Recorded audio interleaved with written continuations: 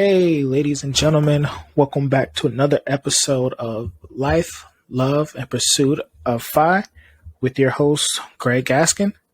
And Austin Culp. How are you doing, man? I'm good, man. How are you?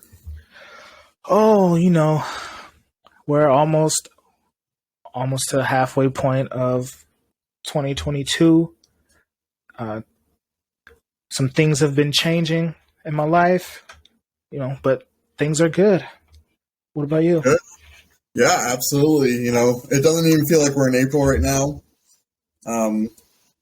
It's just time goes by so quick. I know it surely does. So, this episode is going to be about our milestones, catching up, and talk about our progress so far this year. So, what have you been up to so far this year? It's a great question. Just kind of watching the housing market in terms of, if this is just an adjustment or if we think this is a bubble, right? Everyone's speculating, but we really have no idea. Trying to make assumptions about what the market is going to do never turns out good for anyone. But yeah, after calculating my quarter one net worth, being closer to FI, it definitely is it's nice to see, right? Seeing that progress build up over time and all the hard work that you put in going towards SPY, it's nice. Oh yeah, definitely. So you said you were watching the housing market. So how crazy has your home value gone up? Because mine has been skyrocketing. Yeah, mine's definitely been skyrocketing by at least 175,000 equity, at least. Oh wow, that much? Yeah, it's crazy. I don't think the house is worth that much, but that's not for me to make the determination. It's really for the market too. So if my home is worth however much it's appraised for, or the value that the market determines, and I guess that's what it'll go for. I don't really trust the Zillow estimates, though. One week it'll say something, and another, you can't trust it. Yeah, I usually take the Zillow estimate and then I take the lowest number that they give me. Because the number on all the apps, they give you pretty much the mid range to top tier price for your net worth statement. But if you go to the actual site, it's a $20,000 to $30,000 range. So I'm I'll take the smaller number just to be safe. Yeah, the conservative figure, right? Yeah. Yeah, I feel like my net worth is very much being carried by a lot of real estate, right? And it just doesn't seem real in a way, right? Because unless you do a cash out refinance, you really don't have access to the equity or doing a HELOC. Otherwise, it's just sitting and building in your property. Oh yeah, definitely. I would say that probably about 60% of my net worth is in real estate. Yeah, it's ridiculous. Yeah, at one point you're just is this even real anymore? Because it's just paper gains, right? Because you're not actually seeing it. Yeah. Pretty much all investments are paper gains until you sell, right? Which I feel like I will, because I specifically bought this house as an investment property for the resale value, which I'm glad I did with the way things have turned out. It's just that going to sell it now, I got to find someplace else to live. Yeah, absolutely. And, trying to do that in this market it's very hard. Oh, yeah. So I think since the last time we talked, I think you got a new job. Yeah. So I'm still doing mortgages just for a different company. not wanting to talk about my employer just, Yeah, for discretionary purposes. But yeah, I absolutely love what I do, being able to help, people every single day, buying houses. That's why I got into the industry in the first place. Um, Real estate's just a passion of mine. When you find that passion, you just got to stick with it. definitely. I had so I also actually just recently got a new job, which I started last week. So I'm going on my second week at a new, pretty much doing a whole new business. So I went from the mortgage industry, just like you, to now I'm doing contract work. And right now I have a contract in the auto industry. So now I'm working at an automotive supplier, and it's been like a new awakening. Because for those who don't know, I do accounts payable and accounting work. So the way they account for things from like two different businesses is just ridiculous. It's like a whole different process. So it's been taking some getting used to, but I think I'll enjoy it for the little bit of time that I'm there. Yeah, how long are the contracts? Um, it can be anywhere from like 6 to 12 months, depending on the workload and what they need for me to do and how much they like me, pretty much. Yeah, that makes sense. Yeah, it's a lot of, I feel like you can get a lot of jobs with just, you know, if you network well, right? Like if you're personable and you network well, a lot of doors can open up in your favor. Oh yeah, absolutely. I feel like that's the one thing that has saved me throughout my career is that I think I'm pretty much a likable person. So opportunities for like anything are always thrown at me. And so when this position was presented to me,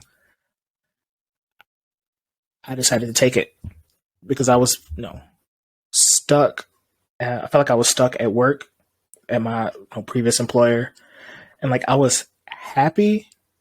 I wasn't happy. I was content. Like I was making good money for for the amount of work I was actually putting in every day. But then I started to get bored. So I was like, all right, the five movement, watching everybody's journeys and everybody else talking about their new jobs and stuff. I'm like, all right, let me stop playing around and go earn more money and like take that risk. So far it's paying off. That's great. I'm happy to hear it. You know, without risk, you don't have the reward, right? Everything comes with the risk. Absolutely. So let's get into our financial milestones. Yeah, absolutely. Looking forward to it. What milestone do you feel like you're approaching currently? Yeah, overall, I would say about 2/10 of the way to FI. Um, you know, you and I are both younger, Yeah. so we have a lot more compounding time ahead of us. Um, so it's just, our 20s are such important times to be investing because they are very influential in terms of being able to have the compounding work in our favor.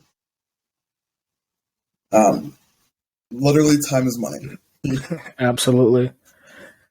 And then we're trying to buy our time back. So I would say that I am, I guess, probably 10, no, 12% of the way to FI. Um, what really got me going on the FI journey in general was I read an article about how like the importance of saving like your first $100,000, right? And then I saw, I guess, a quote that everybody sputes about Charlie Munger, with the, for those who don't know, he's also a vice chairman of Berkshire Hathaway with the, what's it, the Oracle of Omaha, um, Warren Buffett. So they're like worth billions of dollars also. And like the quote went, the first $100,000 is a bitch, but you got to do it. I don't care what you have to do. If it means walking everywhere, not eating anything that wasn't purchased with a coupon, find a way to get your first $100,000. After that, you can ease off the pedal a little bit.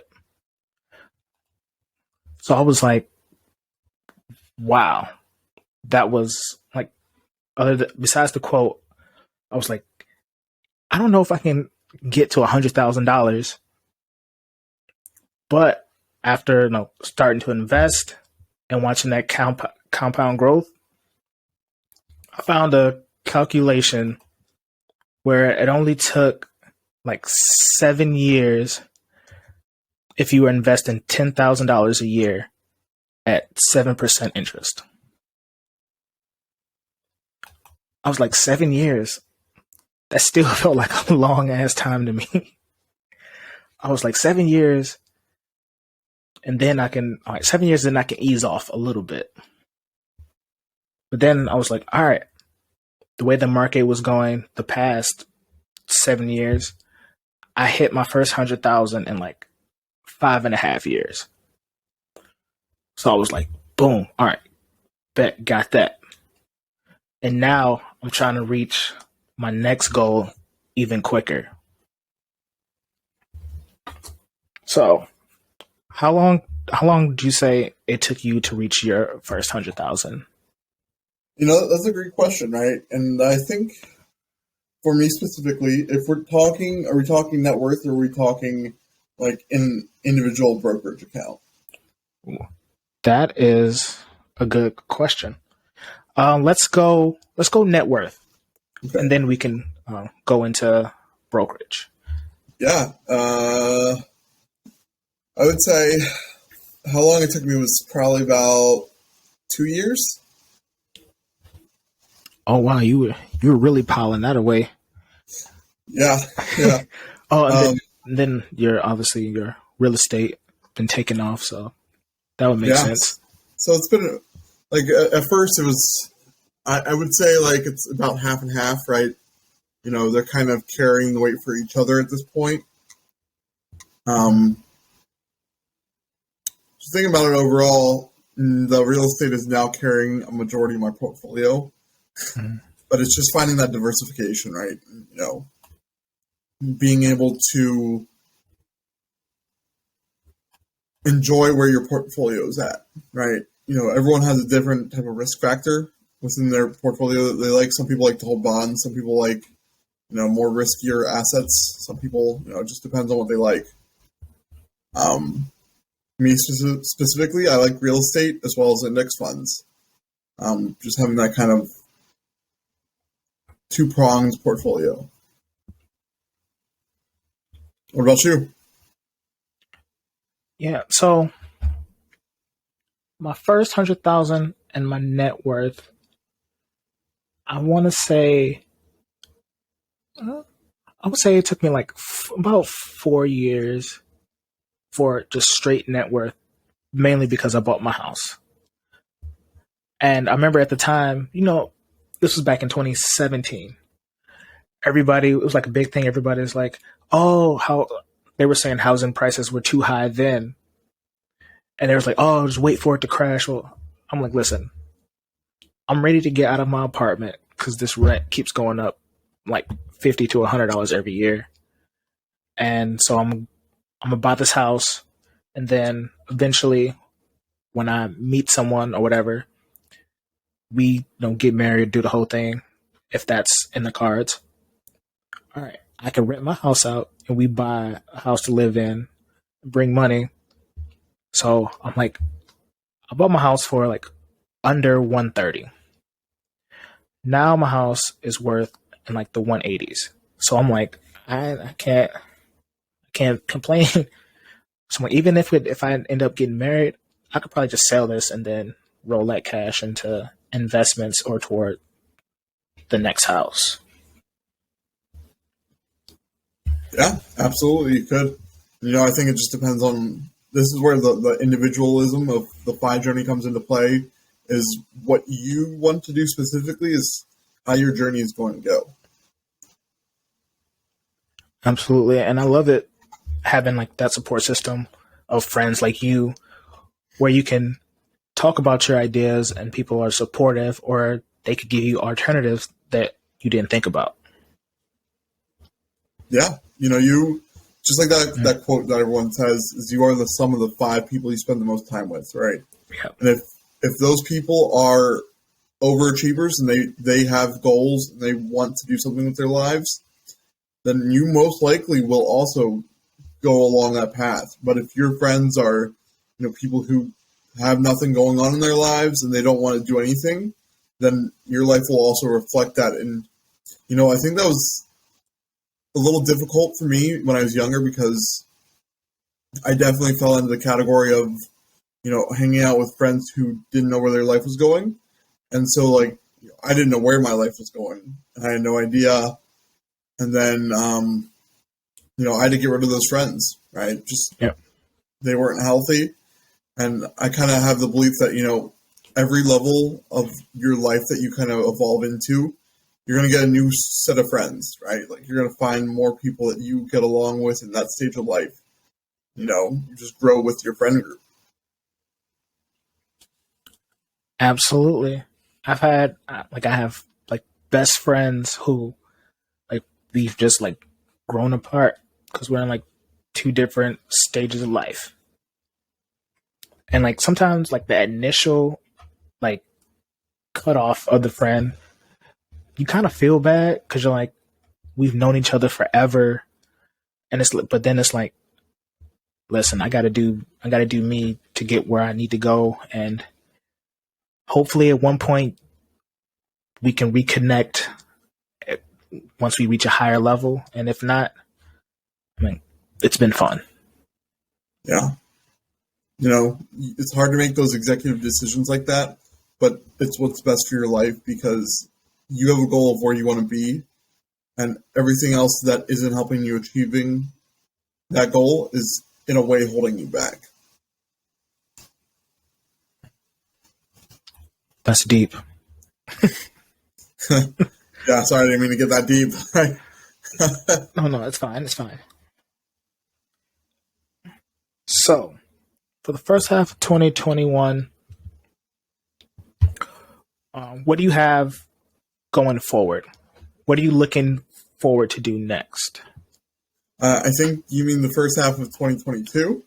Oh, yep, it is 2020. It's still early. Yeah. Where I'm looking to go to next, right? It's a good question. Deciding what I want to do with my house. I'm most likely, I don't know. I feel bad because I want to get my hands on this equity so I can put it to work. But also, maybe it's just best in place where it's currently at, right? Because my property is cash flowing significantly.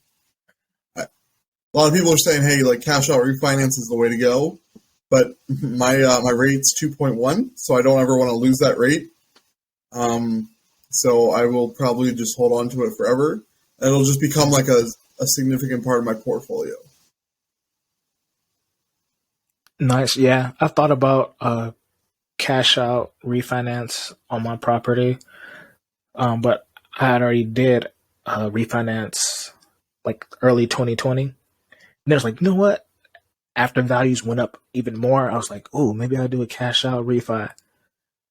But then I was too procrastinating, and now interest rates are over 4% again. So I'm like, you know what? I'm a chill with my 2.8 and just let it ride out. Yeah. The only time I would ever do anything is if I got an offer on my home that I couldn't refuse. Right? If someone was like, "Hey, I'll give you $1 million," I'd be like, I have to. Yeah, but then it's like, if you're willing to pay $1 million, how much is the house actually worth? Yep. It's a good question. To the right person, it's priceless, right? Yeah. Depends on if you're trying to build a family here. But I'm living the good single lifestyle where I don't have any responsibilities or kids, and I like it. Oh yeah.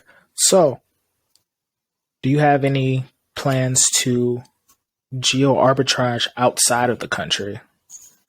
That's a great question.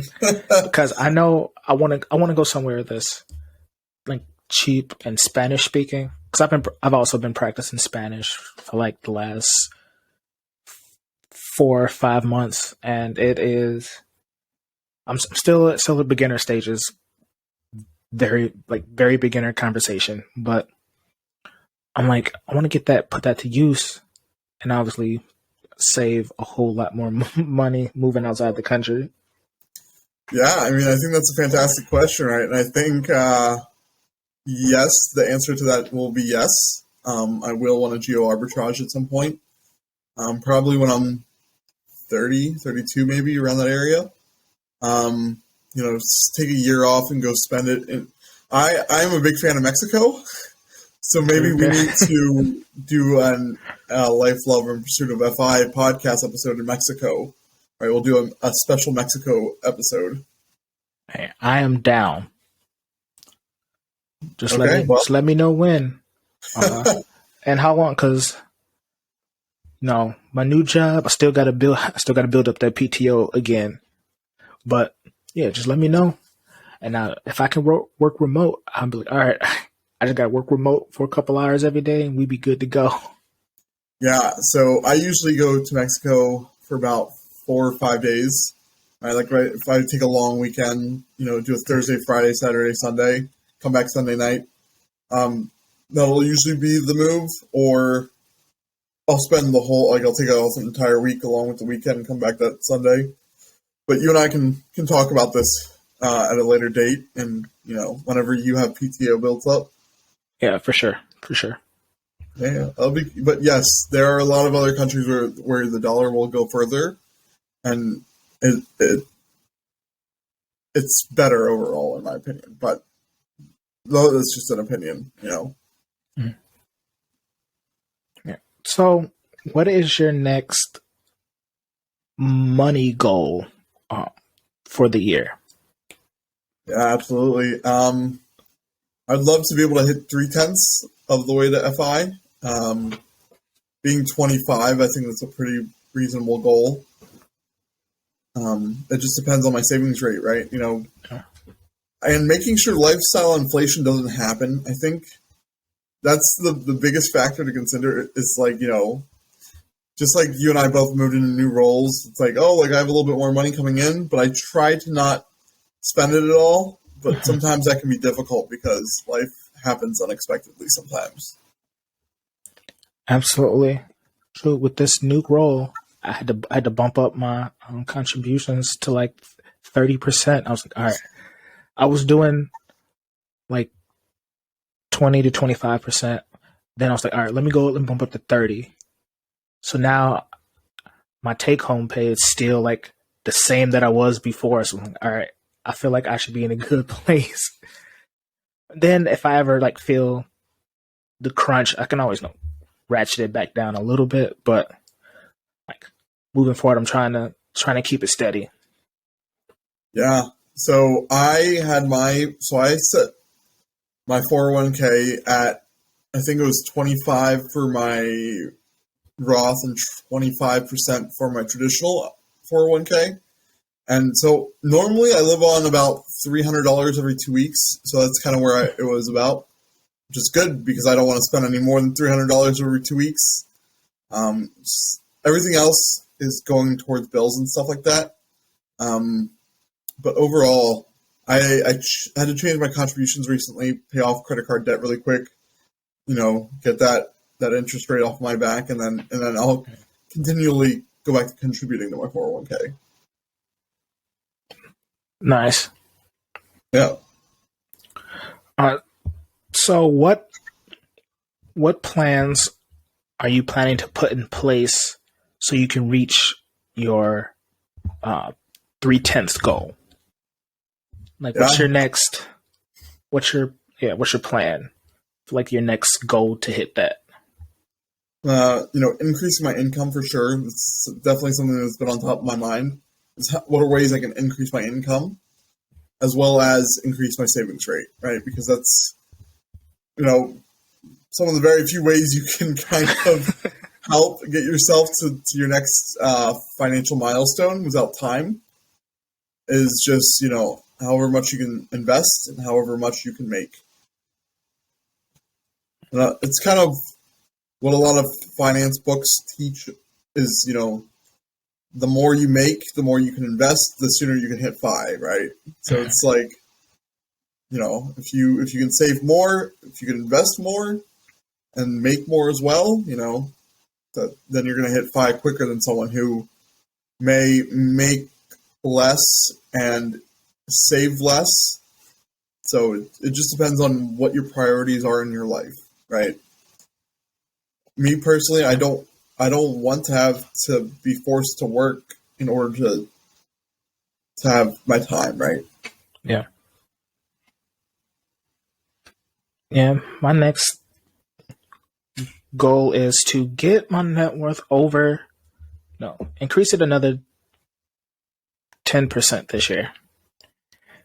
And so, like, I started selling options. Yeah, It's a very popular route.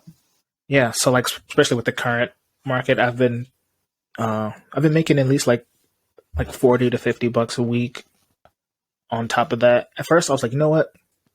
Well, actually, I did it to afford that plane ticket to Colorado. I was like, man, I need some quick money real quick. So I'm like, all right, let me sell a couple options. And then I'm like, all right, maybe I won't use that cash to buy the ticket. I'll just use it to invest more to increase my funds faster. And so far, it's been pretty good. I'm excited to see at the end of the year how much, or even at the end of the second quarter, how much I've made so far. So it's like a new challenge, and it's like a side hustle instead of going to get a second job or having to work for it. I can just spend like an hour or two a week, combing through investments and then putting my money where my mouth is. Yeah, and I think an important thing is for us to always review what we are currently spending and see if there are ways to lower expenses.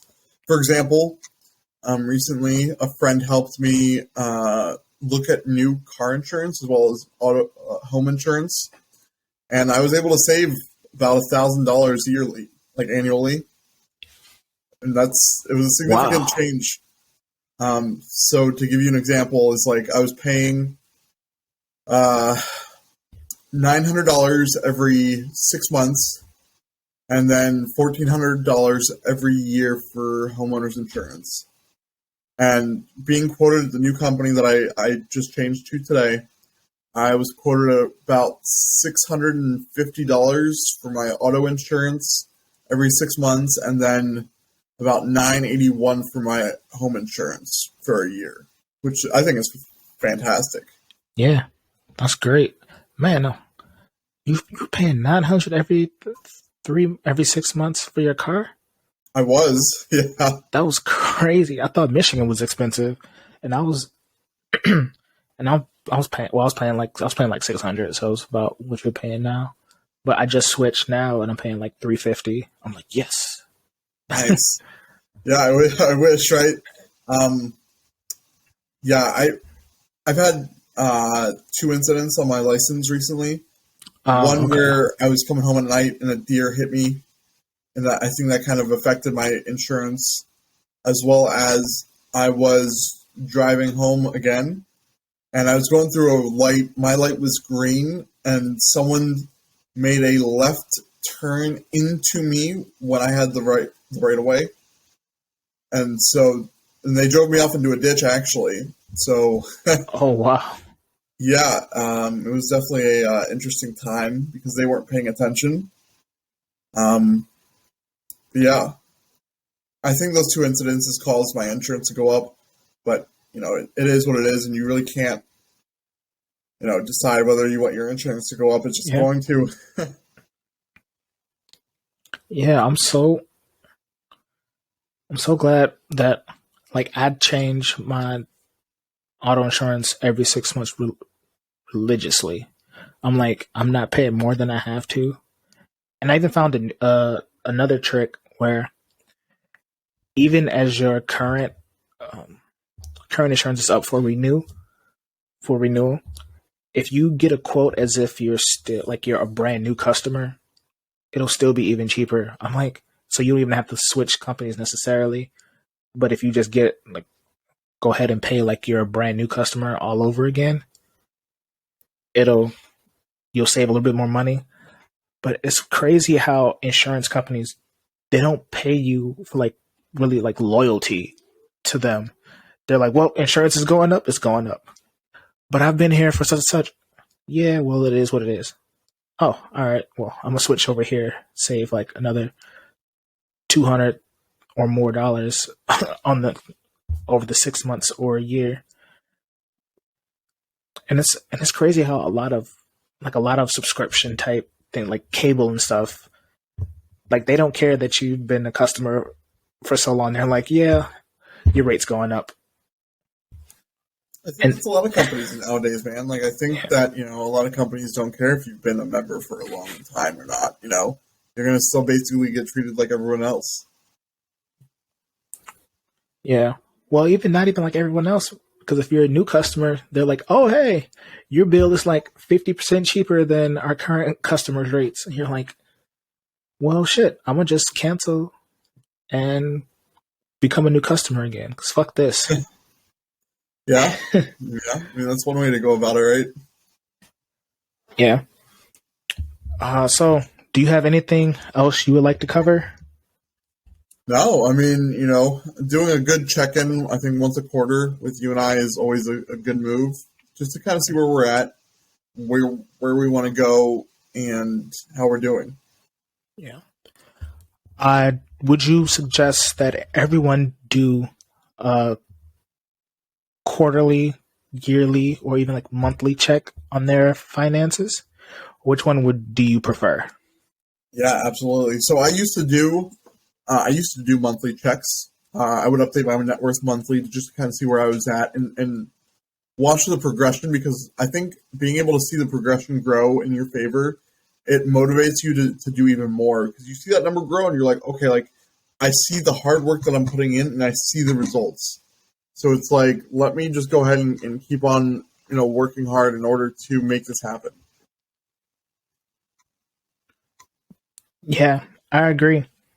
I used to do monthly also, but then I got lazy. I was like, I don't feel like doing this every month. So I'm like, all right, I'm gonna just do quarterly because like at that point, because for some people who depending on what you're invested in, your numbers might not change very much. So it could be discouraging. You're like, man, I just put away $1,000 this month, but my net worth only went up like $200 because you're whatever lost money or whatever, however it may be. But usually over 6 months to a year, you should have a decent size increase in your net worth. So it so that may so now that's what I do just because I'm lazy. But then having that bigger jump is also like, all right, I saved $20,000 this quarter. Sweet. Yeah, yeah. Honestly, like being able to do that is definitely significant. But yeah, now I do it. I do it quarterly, just because doing it monthly was time consuming, and so now I just do it quarterly, and then probably I'll switch to yearly, right? Like I'll just be like, oh, like here's where I am throughout the year, just once a year. Be like 22, 23, 24, 25, right? Yeah, I absolutely agree. Maybe once I built up enough of that cushion, I'd be like, all right, I don't need to check it anymore. Like I know I'm good once everything Yep. is more like streamlined. Because like right now, I'm still like a lot of manual stuff, just because mentally like looking at the stuff. So I'm like, all right, I got to stay on top of it. Got to stay on top of it. So hopefully I can hit that goal where I'm like, I don't care what it does. I know what's happening in the background, and I'll be good. I feel you, man. No, absolutely. Just being able to motivate yourself is definitely a huge help. Well, man, it was good talking to you. Hopefully our guests enjoy this, and oh crap, I keep dropping stuff. Hopefully our guests enjoy this, and there you have it, ladies and gentlemen. This has been Life, Love, and Pursuit of Fi with your host, Greg Gaskin. And Austin Culp. Make sure you guys be well and get your money up.